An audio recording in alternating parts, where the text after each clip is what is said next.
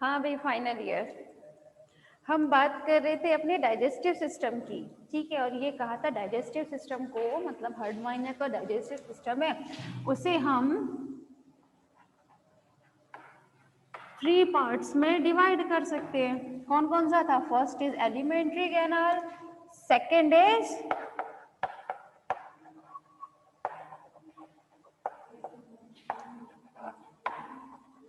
Digest,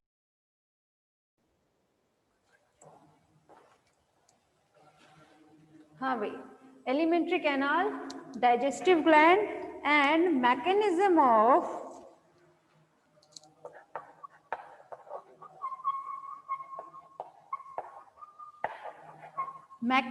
of feeding and digestion, ठीक है। मतलब उसके हमने डाइजेस्टिव सिस्टम को 3 पार्ट्स में डिवाइड किया है। एलिमेंट्री कैनाल, कि एलिमेंट्री कैनाल में कौन कौन से वो पार्ट्स आते हैं जिसकी वजह से डाइजेस्टिव सिस्टम उसमें होता है। Second is digestive gland. अब डाइजेशन में किन किन ग्लैंड्स की जरूरत होती है? जनरली इसमें 2 ही ग्लैंड्स होती हैं। कौन कौन सी? Pyloric glands and liver. Third is mechanism of feeding, मतलब किस चीज की तरह से, मतलब अपना जो उसका फीड है, ठीक है, फीडिंग किस तरह से करता है, और साथ में उसमें डाइजेशन किस तरह होता है। तो ये सब चीजें हम किस में पढ़ते हैं? डाइजेस्टिव सिस्टम ऑफ हर्डमानिया में, ठीक है। क्लियर? तो चलिए वन बाय वन देख लेते हैं एलिमेंट्री कैनाल के बारे में।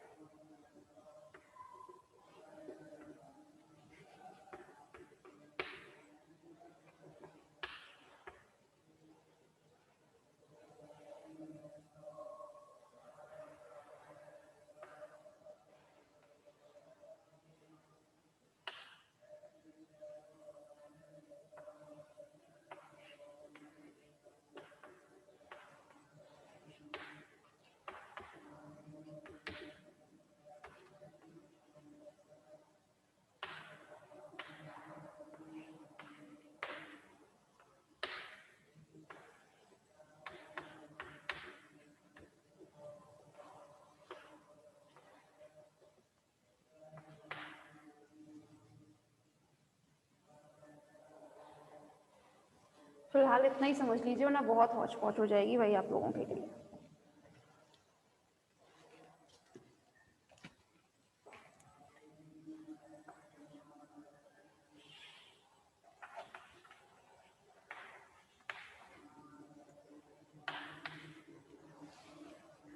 हाँ भाई क्लास, अब जरा ध्यान दीजिएगा आप लोग। यहाँ पर मैम जरा मेरा चैट बॉक्स निकालिए प्लीज। ठीक है भाई, फाइनल ईयर यस नो में कभी कुछ जवाब भी दे दिया करे भाई, समझ में आ भी रहा है या नहीं। हाँ भाई, अब अगर हम बात करते हैं इसके एलिमेंट्री कैनाल की, तो हर्डमानिया का जो एलिमेंट्री कैनाल होता है उसमें जनरली हेल्प जो होती है वो होती है माउथ। ठीक है, आप माउथ कहें चाहे ब्रैंकियल अपर्चर, बात एक ही है। ठीक है, ब्रैंकियल अपर्चर के थ्रू ही तो भाई वाटर वगैरह जाएगा, तो इसीलिए माउथ कहे चाहे ब्रैंकियल अपर्चर एक ही बात है। नेक्स्ट, ब्रैंकियल कैविटी, इसकी एलिमेंट्री कैनाल किन किन चीजों से मिलकर बनी होती है ध्यान दीजिएगा। Branchial cavity, branchial sac,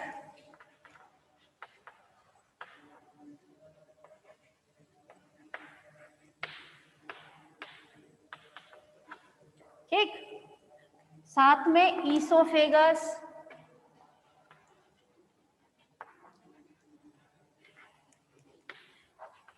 stomach,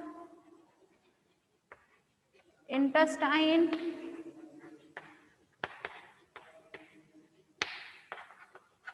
and साथ में एनस। ठीक है, तो आप लोग देख सकते हैं इसकी जो एलिमेंट्री कैनाल होती है हर्डमानिया की, ठीक है, वो कितने पार्ट से मिलकर बनी रहती है generally, mouth, branchial cavity, branchial sac, oesophagus, stomach, intestine and anus से। ठीक है, अब कैसे इसको हम डिवाइड करते हैं जरा ध्यान दीजिएगा। जैसे आपकी ब्रैंकियल अपर्चर है, ठीक है, मैंने कहा चाहे आप इसे माउथ कहें चाहे ब्रैंकियल अपर्चर, आप पर डिपेंड करता है। ये ब्रैंकियल अपर्चर किसमें खुलता है, ब्रैंकियल कैविटी में। आप इसे ब्रैंकियल कैविटी कहें या फिर ब्रैंकियल साइफन, बताया था ना अभी, बक्कल कैविटी कहें चाहे आपको ब्रैंकियल साइफन, आप पर डिपेंड करता है। ठीक है, अब ये बक्कल कैविटी कहाँ खुलती है, ये खुलती है इसके नीचे की तरफ, कुछ टेंटिकल्स पाए जाते हैं। टेंटिकल समझते हैं ना, कुछ जिसमें टेंटिकल्स जैसे मतलब दांतों के जैसे इस टाइप से कुछ स्ट्रक्चर प्रेजेंट रहता है।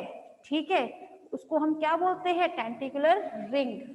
ये रिंग कहाँ कहाँ प्रेजेंट रहेगी, इस ब्रैंकियल साइफन के नीचे की तरफ एक रिंग उसमें रहती है फॉर्म में हमेशा।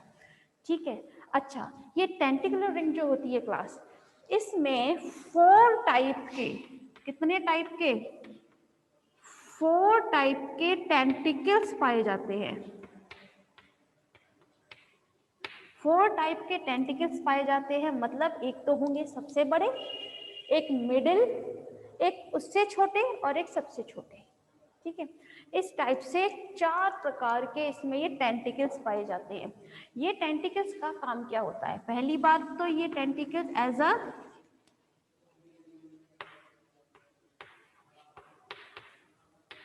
कीमो रिसेप्टर की तरह काम करते हैं। ये टेंटिकल्स जो होते हैं किस तरह काम करते हैं, ये काम करते हैं एक कीमो रिसेप्टर की तरह। कीमो रिसेप्टर मतलब ये जो जहाँ पानी में रहते हैं तो उस पानी का स्वाद कैसा है, स्वाद मीन वो खारा है, मीठा है, इसके रहने लायक है भी, या उसमें बहुत ज़्यादा गंदगी मिल चुकी है, उन सब चीज़ों के बारे में इसके ये टेंटिकल्स ही होते हैं जो किसका काम करते हैं, एक कीमो रिसेप्टर का काम करते हैं। और साथ में ये टेंटिकुलर रिंग जो होगी ये एक छलनी की तरह काम करेगी। किसकी तरह, छलनी छानते हैं ना, उसकी तरह से ही काम करती है। कैसे काम करेगी जरा ध्यान दीजिएगा। इसमें से जैसे ही वाटर करंट, वाटर करंट समझते ना, पानी में जैसे ही थोड़ा सा पानी इसके अंदर जाएगा तो क्या होगा, इसमें से सिर्फ और सिर्फ ये सूक्ष्म जीव जो उसके खाने लायक है ना, उन्हीं को अंदर जाने देगी, बाकी सबको यहीं के यहीं रोक देगी। ठीक है। तो ये टेंटिकुलर रिंग जो होती है वो किस तरह काम करेगी, एक छलनी की तरह काम करेगी। और इसमें बहुत ज्यादा मात्रा में जो चीजें पाई जाती हैं वो होती है ब्लड वेसल्स। क्या चीज पाई जाती है,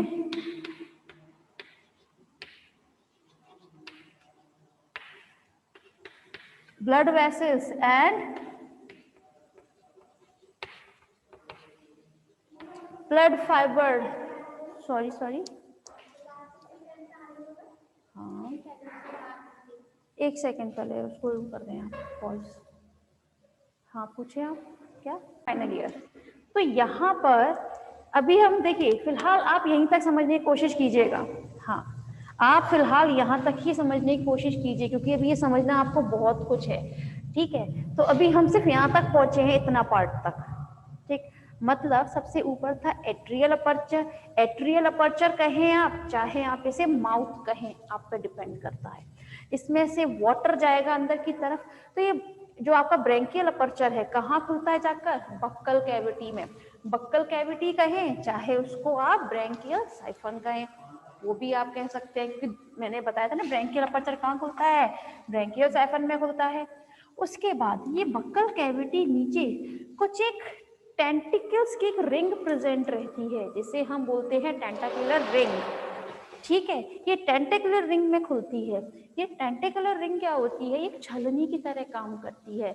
जैसे ही पानी इसमें प्रवेश करेगा तो क्या करेगा ये यहाँ पर सिर्फ और सिर्फ सूक्ष्म जीव जो उसके खाने लायक होंगे जैसे डायटम्स, जूप्लैंक्टॉन्स और फाइटोप्लैंक्टॉन्स एंड एल्गी वगैरह, सिर्फ उन्हीं को अंदर जाने देगा, बाकी सबको वहीं के वहीं रोक देगा ये। ठीक है, उसके बाद ये टेंटिकुलर रिंग जो होती है वो एज अ कीमो रिसेप्टर की तरह काम करती है ना, रसायन संवेदी की तरह काम करेगी। और इसमें 4 टाइप के टेंटिकल्स पाए जाते हैं। कौन कौन से होंगे, कुछ इस टाइप के से इसमें संरचना मौजूद होती है।